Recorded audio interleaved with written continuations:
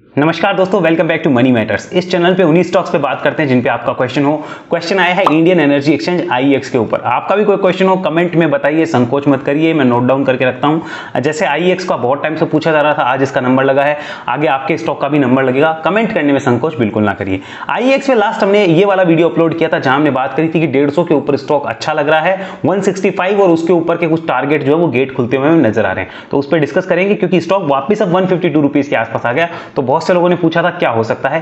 ध्यान रखिए, कोई बाय सेल होल्ड की रिकमेंडेशन मैं इस वीडियो में आपको नहीं दूंगा, ना मैं दे सकता हूं। मैं सिर्फ और सिर्फ डिस्कस करता हूं कि चार्ट के ऊपर हम क्या लर्निंग ले सकते हैं, चार्ट कैसे बिहेव कर सकता है, वो सारी बातें हम करेंगे। और हमारे पास एज अ ट्रेडर इन्वेस्टर क्या क्या ऑप्शंस है, एजुकेशन पर्पस के लिए हम उनको जानते हैं, स्ट्रेटेजी को समझते हैं और उसके हिसाब से आप अपने फाइनेंशियल एडवाइजर से डिस्कस करके अपना डिसीजन लेना चाहें तो ले सकते हैं। बट मेरे ऊपर कोई जिम्मेदारी नहीं होगी, प्रॉफिट नुकसान आपका होगा। तो ध्यान रखिए, सिर्फ सीखने के पर्पस से इस वीडियो को देखिए।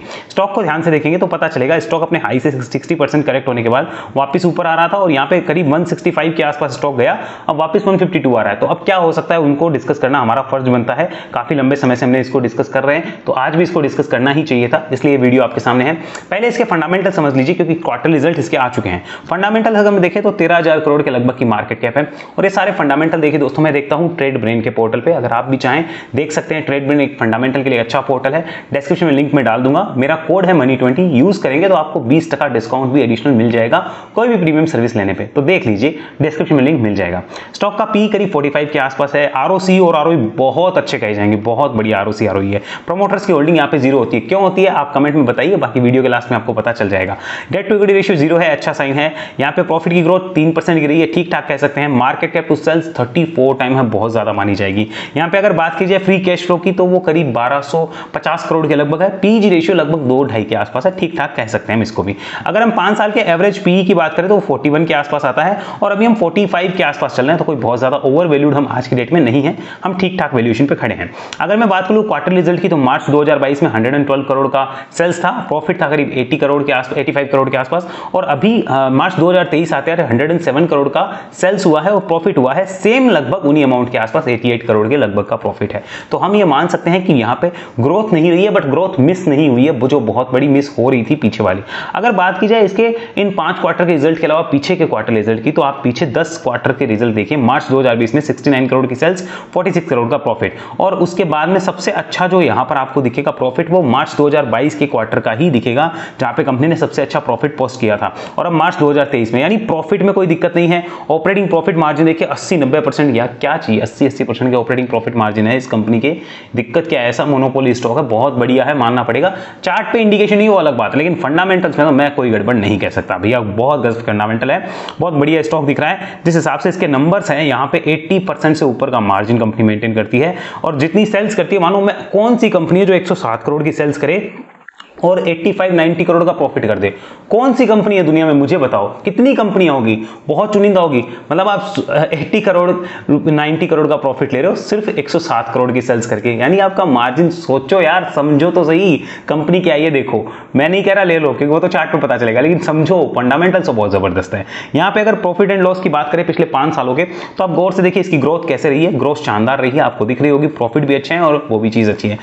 आगे चलते हैं शेयर होल्डिंग पैटर्न पे। शेयर होल्डिंग देखिए, एफआईआईज के पास में आज 17-18% की होल्डिंग है, डीआईआईज के पास में भी 21-22% की होल्डिंग है, पब्लिक के पास में यहाँ पे 60% से ज्यादा की होल्डिंग है। अब कुछ लोग सोचेंगे प्रमोटर्स की होल्डिंग क्यों नहीं है, एक्चुअली यहाँ पे प्रमोटर का कोई ग्रुप नहीं है। एज पर सेबी एक्ट और as per companies act and as per SEBI regulations, यहाँ पे कोई आइडेंटिफिकेबल प्रमोटर का ग्रुप नहीं है, बट एक कंपनी प्रोफेशनली मैनेज्ड है। ऐसा नहीं है कि प्रमोटर्स नहीं है तो कंपनी के पास एमडी सीईओ कोई नहीं है, सब कुछ अच्छे से काम होता है, रेगुलेट होती है कंपनी। गवर्नमेंट इनडायरेक्टली इसको रेगुलेट भी करती है, डायरेक्टली इनडायरेक्टली, तो वो कोई चिंता वाली बात यहाँ पे नहीं है। करते हैं चार्ट पे चर्चा, क्योंकि क्लियर पिक्चर वही मिलेगी और इस वीडियो का मोटिव आज चार्ट पे चर्चा है। लेट्स डू चार्ट पे चर्चा।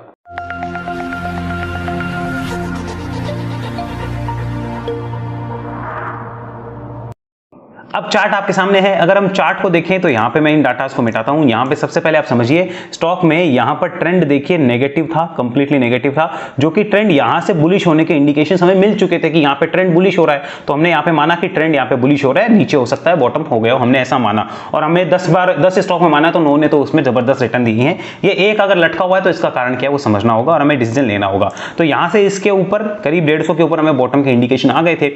अब चलते हैं डेली चार्ट पे कि भाई ट्रेंड तो बुलिश हो गया था, तो क्या 200 EMA भी उसके ऊपर बुलिश हुआ था? जी हाँ, अब आप डेली चार्ट भी अपने सामने देख पा रहे हो, ट्रेंड भी बुलिश हुआ था, 200 EMA भी बुलिश है, उसके ऊपर भी ट्रेड कर रहे थे। तो और उसके बाद देखिए यहां पर हमने हाई क्या लगाया, मैं आपको दिखाना चाहता हूं, आप अपनी स्क्रीन पे ध्यान से देखिएगा। जिस कैंडल पे मैं अब कर्सर रखा हूं उस कैंडल पे आप देखिए यहां पर मैंने कर्सर रखा, अगर आप इसका हाई देखेंगे तो आपको पता चलेगा 163.75 है, जो कि आपको यहां पे ऊपर दिख रहा होगा, ये इस कंपनी का हाई लगा है। और उसके बाद स्टॉक अब वापस 150 आ रहा है। तो बहुत से लोगों के मन में क्वेश्चंस है, अब क्या हो सकता है, आज की डेट में क्या होगा, क्या संभावनाएं हैं और क्या किया जा सकता है?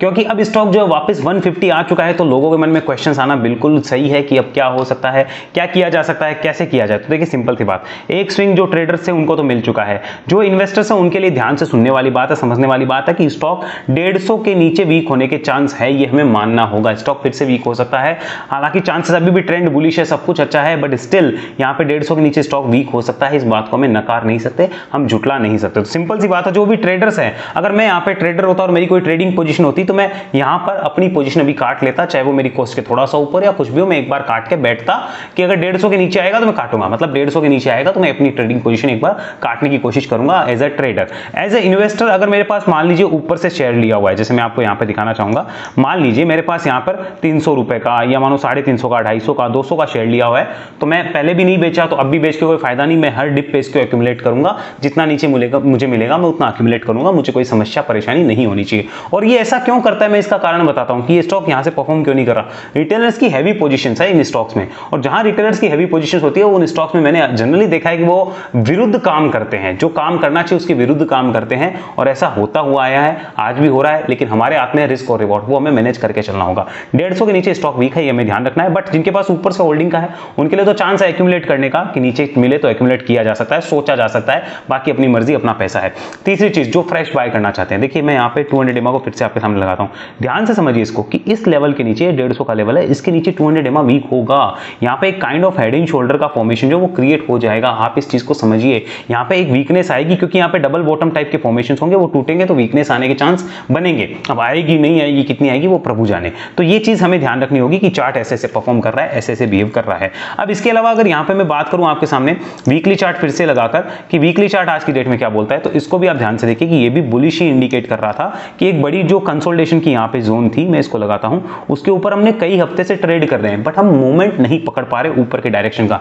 तो जो फ्रेश अभी की डेट में इन्वेस्ट करना चाहते हैं उनको ध्यान रखना चाहिए कि एक बार थोड़ा सा उनके लिए वेट एंड वॉच वाला समय है, कि एक बार वेट किया जाए कुछ बुलिश इंडिकेशंस आने का, क्योंकि फिलहाल जो इंडिकेशंस है वो बुलिश नहीं है। एक दो हफ्ते यहाँ पे जो फ्रेश इन्वेस्ट करना चाहते हैं उनके लिए वेट एंड वॉच का समय होगा कि देखा जाए। लेकिन हाँ, जो लोग स्टॉक SIP करना चाहते हैं उनके लिए तो फिर भी कोई दिक्कत नहीं है, क्योंकि देखो कंपनी के फंडामेंटल्स अच्छे हैं, कंपनी की ग्रोथ है, कंपनी में मोनोपोली है, कंपनी के कोई दिक्कत है नहीं, पैसा डूबने के चांसेस में है नहीं। तो जो स्टॉक SIP कर रहे हैं और वो तैयार है कि भाई नीचे कितना भी है मुझे कोई समस्या नहीं है, उनके लिए तो वैसे भी कोई समस्या नहीं है। स्टॉक SIP और एक्यूमुलेशन वालों कोई समस्या नहीं है। रही बात ट्रेडर्स की, तो वो इस चीज को नोट कर ले कि 150 के नीचे वीक और 150 के ऊपर स्ट्रॉन्ग। अब हम लोग पता है स्टॉप लॉस क्यों फॉलो नहीं करते, देखो मैं आपको एक रीजन समझाता हूं, उसके लिए मैं फिर से चलता हूं डेली चार्ट पे। हम लोग क्या करते हैं, हम सोचते हैं हमने ले लिया तो उसके बाद शेयर ऊपर जाए, हमने बेच दिया तो फिर शेयर नीचे आए, भैया हम कोई VIP पट्टा बनवा गए हैं क्या ऊपर से? सोच के देखो इस चीज को। अब ध्यान से देखो, 150 के नीचे अगर स्टॉक जाता है, यहां मैं अपनी पोजीशन काट दूंगा, समझो मेरे पास ट्रेडिंग पोजीशन है, हालांकि है नहीं, हाँ तो मैं काट दूंगा, समझना। जैसे ही ये वापस गया ऊपर, मानो 145 आकर वापस 150 के ऊपर आया, मैं वापस पोजीशन बना नहीं सकता। किसी ने मेरा हाथ पकड़ा है, उंगली पकड़ी है मेरी, मना कर रहा है कोई मत बनाओ, बिल्कुल बना सकता हूं। वापस एंट्री मार ली, ऊपर जा रहा है, इसको राइड किया, लेकिन अगर मानो वापस 150 के नीचे आता है, मैं फिर निकल जाऊंगा। कितनी बार मार्केट तंग कर लेगा, आप ये सोच के देखिए। अगर हम क्लोजिंग बेसिस उसको लेके चलते हैं, कितनी बार तंग कर लेगा मार्केट? ज्यादा तंग नहीं कर सकता। आप इस चीज को खुद देखिए कि मार्केट कैसे इन लेवल्स को रेस्पेक्ट दे रहा है, पीछे भी इन लेवल्स को कैसे रेस्पेक्ट मिली और अभी भी मिल रही है। तो इस बात को नोट डाउन रखिए कि ट्रेडर है, अगर आपकी ट्रेडिंग पोजीशन है 150 के नीचे वीक, 150 के ऊपर वापस स्ट्रॉन्ग, इस बात को ध्यान रखना होगा, क्योंकि रिटेलर्स यहां पे हैवी है, ये मुझे पता है। ऊपर से उनकी पोजीशंस रिटेलर्स की हैवी है, थोड़ा बहुत ऊपर आता है, रिटेलर्स के साथ यहां पे कुछ ना कुछ गलत होने के अंदेशे हो जाते हैं और काम शुरू हो जाते हैं। मंथली चार्ट को अगर यहां पे मैं फिर से देखूं आपके सामने, तो भी आप ध्यान से देखिए, मंथली चार्ट भी क्लियर दिखा रहा है कि यहां पर देखिए एक टाइप से राउंडिंग बॉटम और कप एंड हैंडल फॉर्मेशन बन सकती है इन फ्यूचर, बट वो एक बार शायद 150 को टच करेगा, 140 को करेगा, किसी को नहीं पता है। तो IEX पे इंपॉर्टेंट अपडेट यही है, ट्रेडर्स के लिए 150 का लेवल इंपॉर्टेंट है, ध्यान रखना। बाकी बड़ी तेजी वापस कब बनेगी, देखो 165 65 के इस लेवल की हमने बात करी है, ये जो लेवल है ये कटते ही वापस इसमें तेजी के चांस बन सकते हैं। और स्टॉक एसआईपी वालों को कोई दिक्कत नहीं है, एक्यूमुलेशन वालों को कोई दिक्कत नहीं है। ट्रेडर्स को दिक्कत है, ट्रेडर्स को मैंने बता दिया क्या किया जा सकता है, देख ले अपने हिसाब से। इन्वेस्टर्स को कोई दिक्कत नहीं है, एक्यूमुलेट करना चाहते हैं तो हाँ। अब जिसको ये परेशानी भी मैं तो एक्यूमुलेट ना करूं, मैंने ले रखा है तो स्टॉक ऊपर ही जाए, तो वो सबसे पहले वेव एनालिसिस में आए, अपना इलाज कराए और अपने आप को ठीक करे, फिर मार्केट में काम करे। ये मेरा सिंपल सा उनको कहना है। आई होप क्लियर हो गया, कंप्लीट एनालिसिस समझ में आ गया होगा कि आईएक्स क्या कर सकता है, राइट नाउ आईएक्स में क्या हो सकता है, और यहाँ पे हमें एज अ ट्रेडर इन्वेस्टर क्या करना है, रिस्क रिवॉर्ड हमारा कैसे मैनेज करना है। क्योंकि ध्यान रखिए हमारे हाथ में मार्केट नहीं है, इसकी कल गैप अप ओपनिंग होगी, गैप डाउन होगी, हमें नहीं पता। हम 150 के लेवल को ध्यान में रख के काम कर सकते हैं, इस बात को हमें नोट डाउन करना होगा। लेकिन बाय सेल मैं नहीं कह रहा हूं आपको करनी है, वो सिर्फ आप देखिए आपकी रिक्वायरमेंट क्या है, मैंने स्ट्रेटेजी शेयर करी है क्या क्या हो सकती है। अगर आपके समझ में आया हो, अच्छा लगा हो, लाइक करिए वीडियो को और दोस्तों के साथ शेयर करिए। ऐसे एनालिसिस सीखने के लिए, इन वेव्स को समझने के लिए, ये जो कॉम्प्लेक्स वेव है, एकदम कॉम्प्लेक्स वेव है, ये वेव्स बहुत डिफिकल्ट है समझना। इन वेव्स का कंप्लीट एनालिसिस हम वेव एनालिसिस में करते हैं। कुछ स्टॉक ऐसे भी आते हैं जो एकदम कॉम्प्लेक्स होते हैं, तो ये कंप्लीट एनालिसिस करने के लिए वेव एनालिसिस में आइए। डिस्क्रिप्शन में डिटेल्स है, कांटेक्ट कर लीजिए, पूछ लीजिए कैसे होता है कोर्स। 2 महीने आप 1-to-1 सीखते हैं, सिर्फ और सिर्फ 1-to-1 एक टाइम पे एक इंसान की क्लास, और फिर life time training discussion group का आप रहते हैं पार्ट। अगले वीडियो में मिलते हैं, तब तक के लिए आपका धन्यवाद। और अगर आप हमारे साथ डिस्कशन ग्रुप में जुड़ना चाहते हैं जहां पे हम लोग चार्ट डिस्कस करते रहते हैं, प्रीमियम डिस्कशन ग्रुप है, तो उसके लिए जरूर था angel Upstox slice group. Account opening link दोस्तों नीचे डिस्क्रिप्शन में है, अकाउंट खुलवाइए किसी का भी, अपना, अपने फैमिली मेंबर, अपने दोस्त का, और ग्रुप का पार्ट आप बन सकते हैं जहां मैं चार्ट्स देता हूं, आपको चार्ट शेयर करता हूं, और आप भी उसका फायदा उठाना चाहें, लर्निंग लेना चाहें और अर्निंग करना चाहें अपनी सूझबूझ और समझ से, तो कर सकते हैं। अगले वीडियो के लिए बहुत बहुत धन्यवाद।